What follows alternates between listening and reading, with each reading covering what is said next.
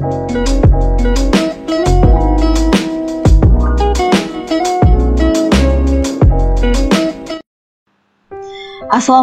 warahmatullahi wabarakatuh. Hai semua, perkenalkan saya Mama Zoe. Alhamdulillah akhirnya saya bisa record video lagi ya teman-teman.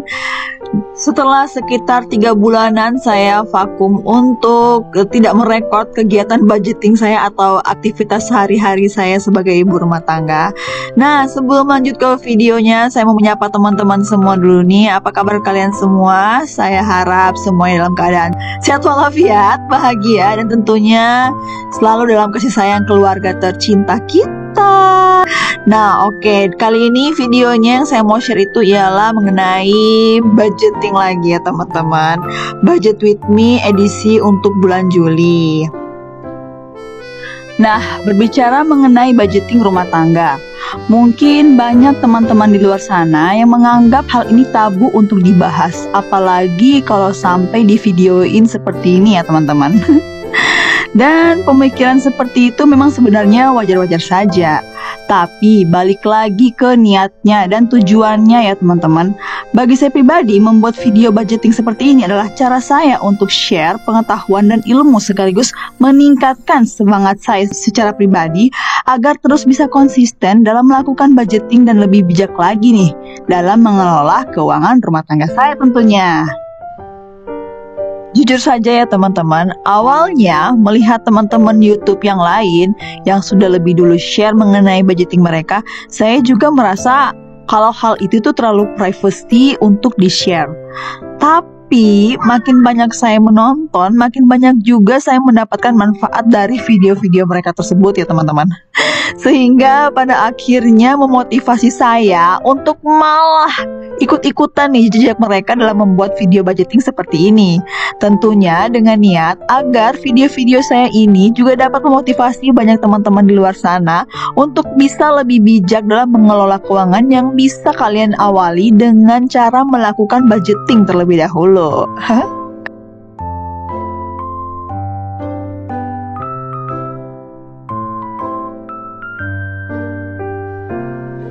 Oke, lanjut lagi nih ke video budgeting saya. Kali ini saya akan membuat cover budgetingnya. Untuk bulan Juli ini hanya ditempel-tempelin gitu aja ya teman-teman. Saya hanya menggunakan bekas kertas bungkusan kado sama amplop coklat bekas yang saya tempel-tempelin dan tulis-tulisin gitu. Ada Hello Julie dan kalender untuk bulan Juli. Semoga kreasi saya ini bisa tetap memanjakan mata kalian yang nonton ya. Dan oh ya, dalam pembuatan video ini saya juga sebenarnya tidak ada niat ya untuk menggurui atau bahkan mau pamer. Amit-amit deh. Karena seperti kata pepatah, kalau di atas langit itu masih ada langit. Jadi untuk itu dalam memulai budgeting jangan pernah melihat nominalnya ya teman-teman. Apalagi kalau harus sampai membanding-bandingkan. Aduh, jangan sampai teman-teman. Itu yang membuat kita jadi tidak ada semangat nih untuk membuat budgeting. Ingat ya teman-teman, beda orang sudah pasti beda kebutuhannya. Jadi saya harap jadikan saja video-video saya ini sebagai referensi teman-teman dalam membuat budgeting. Atau bisa juga dijadikan sebagai motivasi teman-teman untuk memulai budgeting teman-teman. Mana tahu nih ada dari kalian yang nonton memang kebetulan nih income dan kebutuhan hidupnya itu hampir-hampir mirip dengan saya. Jadi bolehlah ya untuk diikuti. Percaya atau tidak percaya ya teman-teman, kalau kalian rajin nonton banyak referensi budgeting atau video-video budgeting seperti ini, itu secara alam bawah sadar kalian akan menghasut diri kalian untuk ikut melakukannya juga. Itulah yang saya rasakan saat ini ya teman-teman. Sehingga yang dulunya keuangan saya yang saya rasa selalu kurang dan pas-pasan, sekarang malah jadi bisa menyisihkan untuk ditabung tiap bulannya. Itu berkat budgeting ini ya teman-teman. Dan buat teman-teman yang sudah nonton video-video saya sebelum-sebelumnya, pasti sudah pada tahu nih latar belakang kondisi keluarga saya dan keuangannya seperti apa. Yang awalnya itu income bisa saya dapatkan dari hasil kerja saya sendiri dan suami, tapi semenjak saya melahirkan pandemi melanda negeri dan sedunia ini, malah saat ini saya hanya bisa berharap dari hasil kerja suami saja. Bayangkan saja ya teman-teman, bagaimana kacaunya keuangan saya pada masa transisi dan penyesuaian penghasilan yang kurangnya tuh hampir setengah dari penghasilan yang awal kami ya teman-teman. Tapi alhamdulillahnya berkat sering nonton nih teman-teman YouTube yang lain buat budgeting, nonton mereka belanja bulanan, hal-hal belanjaan murah, sampai ke cara mereka food prep untuk kebutuhan makan sehari-hari, itu membuat saya banyak tahu tentang barang-barang substitusi yang bisa saya gunakan dalam keseharian saya dan tentunya akan menghemat banyak pengeluaran saya.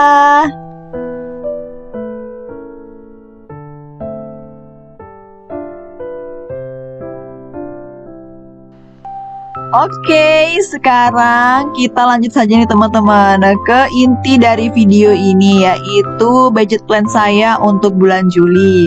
Dimana sekedar informasi, untuk bulan Juli ini ada sedikit perbedaan ya dari cara-cara saya dalam melakukan budgeting di bulan-bulan sebelumnya. Jadi untuk bulan ini tuh saya akan membagi income saya khususnya untuk pengeluaran bulanan atau untuk kebutuhan rumah tangga itu ke dalam 4 minggu ya teman-teman. Karena saya bagi ke dalam 4 minggu, jadi otomatis untuk reviewnya pun saya akan melakukan tiap minggu, sehingga saya akan makin sering lagi nih untuk buat video di channel YouTube saya ini ya. Nah, oke, kenapa hal ini saya ubah? Karena bagi saya inilah cara budgeting yang paling efektif dan paling efisien untuk saya saat ini. Mengingat saya ini kalau sudah akhir-akhir bulan mendekati terima gaji tuh selalu tiba-tiba impulsif kalau melihat masih ada sisa dana di dompet pintar saya, begitu loh teman-teman. Makanya di sini saya ubah cara saya dengan mereview pengeluaran saya itu tiap minggunya. Dan oke, ini kita langsung masuk saja ke budget plan saya, di mana income saya untuk bulan ini alhamdulillah masih dipercayakan oleh suami untuk mengelola gaji dia sebesar 7 juta rupiah ya teman-teman.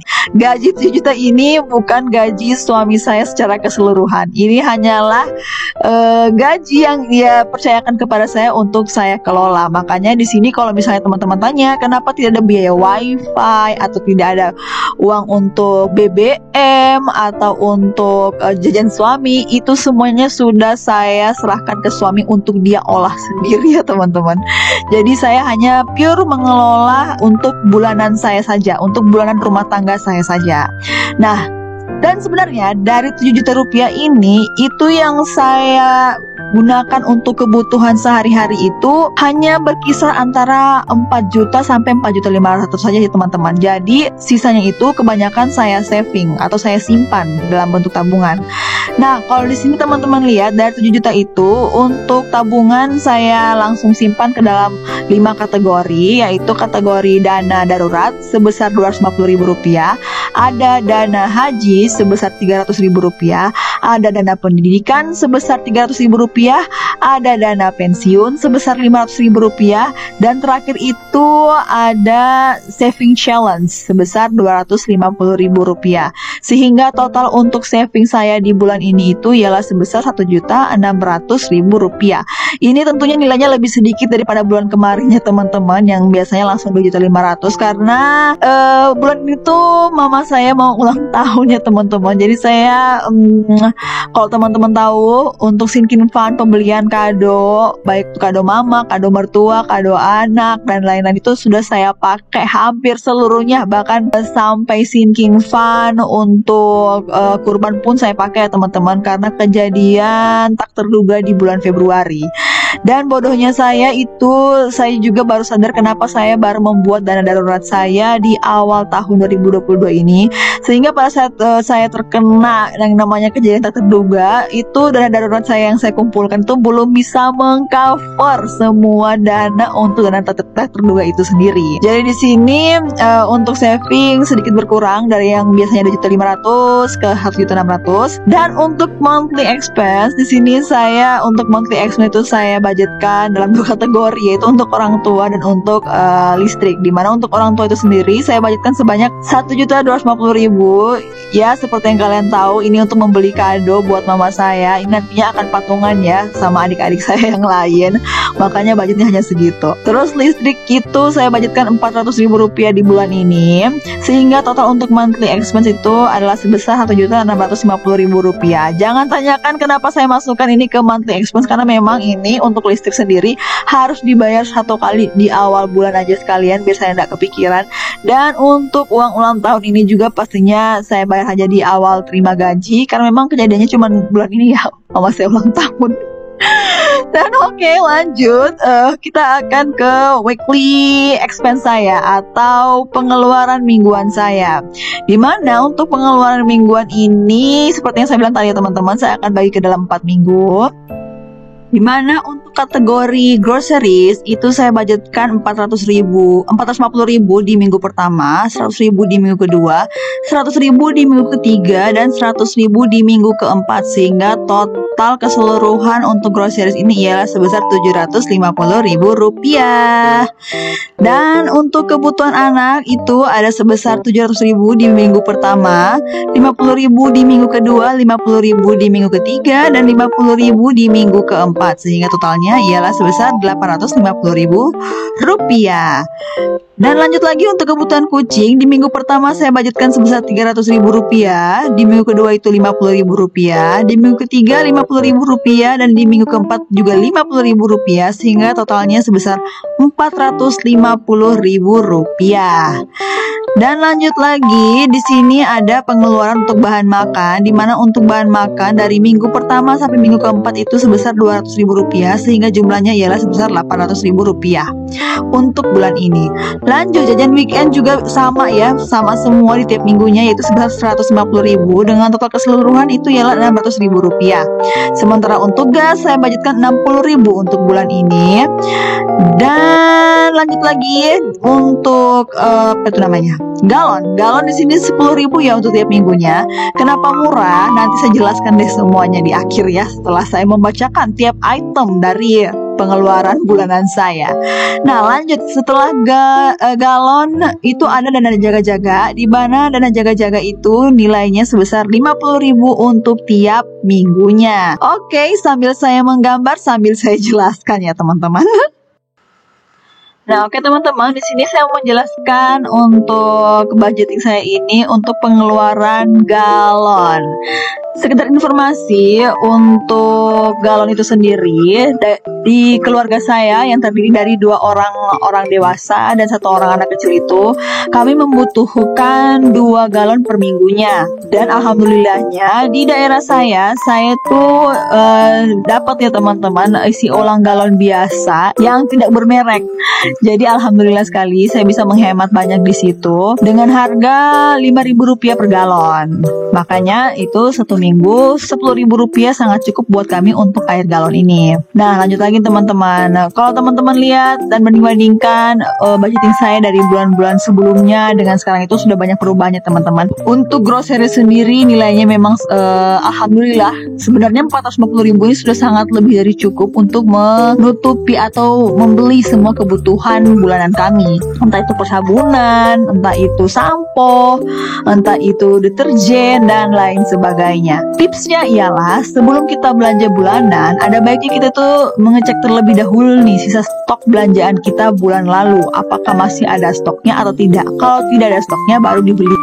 Pengalaman saya untuk yang namanya sabun dan shampoo orang dewasa ya teman-teman, itu saya biasa menghabiskan 1 botol sampo ukuran besar itu sampai 2-3 bulan. Sehingga saya untuk membeli sampo dan sabun itu saya pakai kayak disilang-silang begitu loh teman-teman. Kalau bulan ini saya beli sampo, bulan depan saya akan beli sabun, nggak beli sampo lagi begitu, dan begitu seterusnya, sehingga untuk stok di rumah juga tidak menumpuk. Seperti itulah. Ini tips yang saya dapat dari tontonan YouTube yang membahas tentang budgeting juga teman-teman. Oke, lanjut lagi untuk yang namanya kucing. Nah, untuk kebutuhan kucing itu sendiri, ini juga sudah sedikit berkurang dari bulan-bulan sebelumnya. Kalau bulan sebelumnya itu 500.000 per bulan untuk 4 ekor kucing, sekarang saya rasa 300.000 rupiah itu sudah cukup ya teman-teman. Soalnya kucing saya itu sekarang tinggal 2 ekor, dimana 2 ekornya lagi itu sudah diambil sama tuannya. Jadi tinggal 2 ekor ini yang saya harus cukupi kebutuhan hidup mereka. Nah gitu teman-teman.